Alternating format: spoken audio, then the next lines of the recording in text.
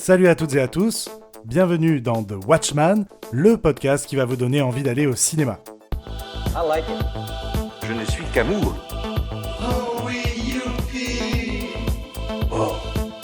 Je suis Kevin Robert, votre guide des salles obscures, et aujourd'hui je vous parle de À plein temps. En raison d'un mouvement social. Il y a un train qui va partir là. Quelle voie? Voie 14.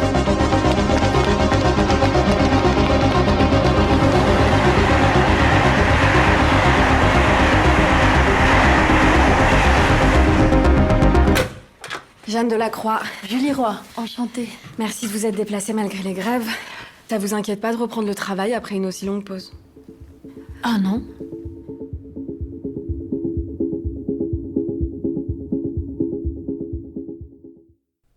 À plein temps, donc, d'Éric Gravel, avec la parfaite Laure Calamy. Alors oui, je dis parfaite, car depuis qu'elle a été révélée au grand public il y a peu, avec son César de la meilleure actrice pour Antoinette dans les Cévennes, que je vous recommande chaudement. C'est une très jolie comédie où elle est l'amante d'un mari joué par Benjamin Laverne. Elle va le suivre dans ses vacances en famille, avec sa femme et enfants, et ça va être évidemment une catastrophe et elle va se retrouver seule avec un âne dans les Cévennes. Voilà, je vous recommande vraiment chaudement ce film. Elle a été aussi révélée dans la série de Jonathan Cohen, La Flamme, une série hilarante. Elle semble rayonner et elle se voit aujourd'hui confier des rôles féminins très intéressants.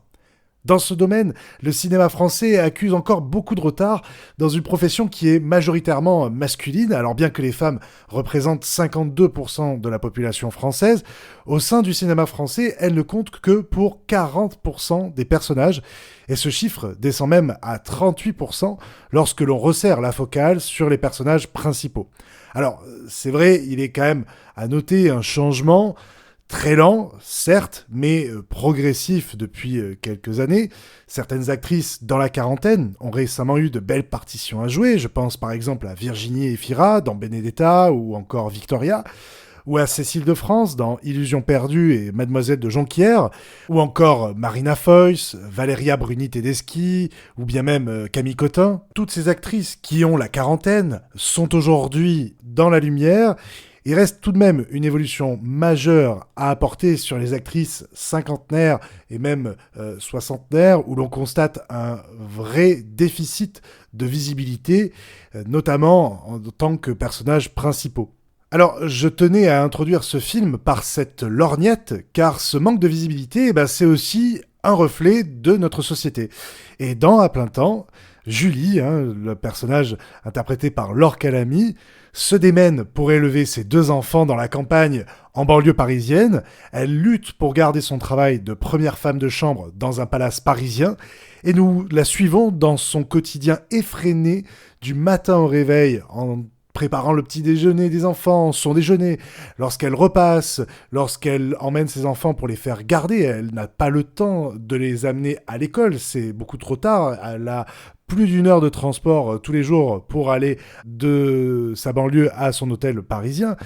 Bref, organiser tout ceci, c'est très compliqué, et pour ne rien arranger, le chauffe-eau fonctionne mal, le montage du trampoline en cadeau pour l'anniversaire de son fils, se fera tard dans la nuit pour lui faire la surprise, et enfin, pour couronner le tout, le père est aux abonnés absents.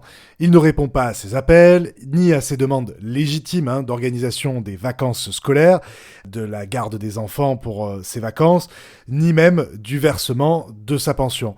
Et c'est alors qu'une grève générale éclate dans le pays, paralyse les transports, et c'est un petit peu le grain de sable qui va enrayer la machine. Son emploi du temps réglé au millimètre bascule alors dans une frénésie haletante. Elle court après le temps, et l'argent aussi, et nous, spectateurs, nous avons le sentiment d'être compressés, voire écrasés sous cette pression. À aucun moment, le film ne dessert l'étau de cette tension.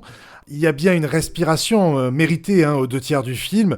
Malheureusement, elle ne durera qu'un temps très court, un petit peu comme un rayon de soleil qui perce un nuage épais. Les quelques notes électro très rythmées et répétitives, le cadre très proche du visage de l'actrice renforce cette oppression, et cela donne au film des airs d'œuvre noire moderne, d'un thriller social où l'enjeu est de ne pas craquer.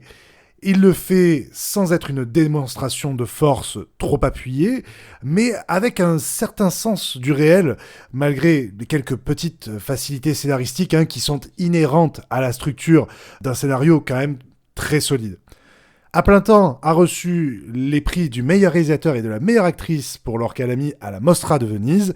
Elle est vraiment remarquable dans la peau de cette femme, en proie à une situation professionnelle et personnelle, à l'équilibre très précaire. C'est un rôle complet, tout en finesse et en sensibilité, en ambiguïté aussi, qu'elle porte à merveille. Je vous invite à découvrir ce film qui représente le quotidien de millions de femmes. Voilà du beau cinéma français qu'il faut soutenir en allant le voir en salle au cinéma. Je vous remercie de m'avoir écouté, je vous retrouve très vite pour de nouvelles recommandations cinéphiles. En attendant, allez voir des films en salle au cinéma. Salut! C'était fabuleux. On va rentrer. Le pays, on va rentrer. Go home. It's all over. Thanks.